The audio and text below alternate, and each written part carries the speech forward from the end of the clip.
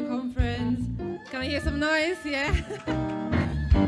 So I'm here to share my testimony. So God helped me to secure a wonderful opportunity during this pandemic.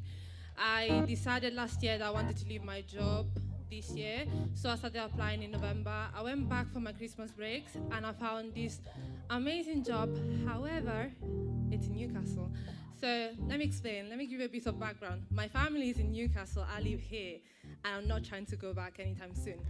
So, so I prayed to God. I'm like, God, I want a job. However, I have 3 requirements. I need the job to be in Manchester. I need the start date to not clash with my own job, because obviously you need to give at least 4 weeks notice. And I want a company who actually cares about their employees.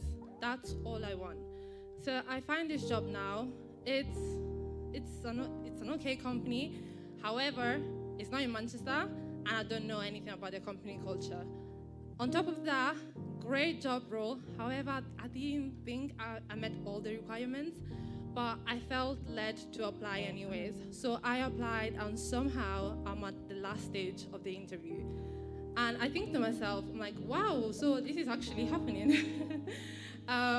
And I was a bit stressed, but I'm like, do you know what? Every good and perfect gift comes from God. So if this is mine, then God will then work and take care of all of the little things. So I go for the last stage of the interview. The day is great. And then at the end, I had an interview with the director and the HR manager. They asked me questions, and they now ask me, okay, give me an example when you worked in a team. I could have used so many examples, but I don't know why. I felt in my spirit, talk about production team in church. I'm like, but this doesn't make sense. Okay, I'm in the production team in church. They seemed very interested. They didn't say anything. Then they're like, where are you based, Mabel? I'm based in Manchester. They're like, oh, okay, that's fine. We'll let you know in 2 days if you got the job or not.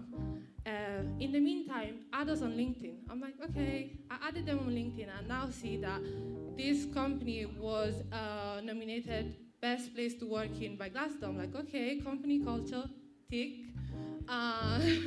Now it's just about the clash, because, I forgot to say, the last stage of my interview was on the 13th of January, and the job was meant to start on the 1st of February. That wasn't going to work. So I'm like, okay, now, God, there's only 2 more things. It's still in Newcastle, and it's starting on the 1st, and I can't do that.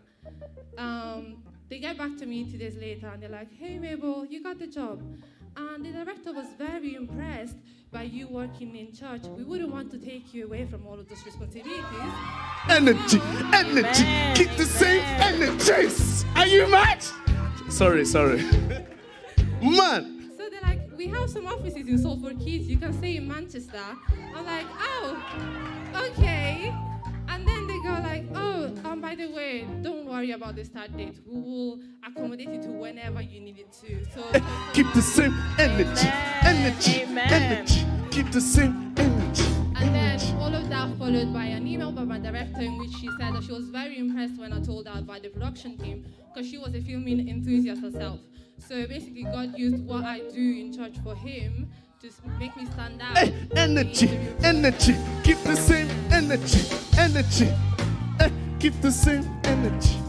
So, I'd like to end all of this by saying that if there's one thing that I've learned, is that we should basically allow God to do what He does. He's a God that does mighty things and wonderful things, and sometimes all you need to do is just surrender yourself to His will and His leading. He basically, sometimes what you pray for might not look like what you prayed for, but God is just, He's just working it for you. Every good and perfect gift comes from God. So He basically tailored the whole job to me and my necessities. So I just want to thank God for Him, for the job. Energy, keep the same energy. Woo! Amen.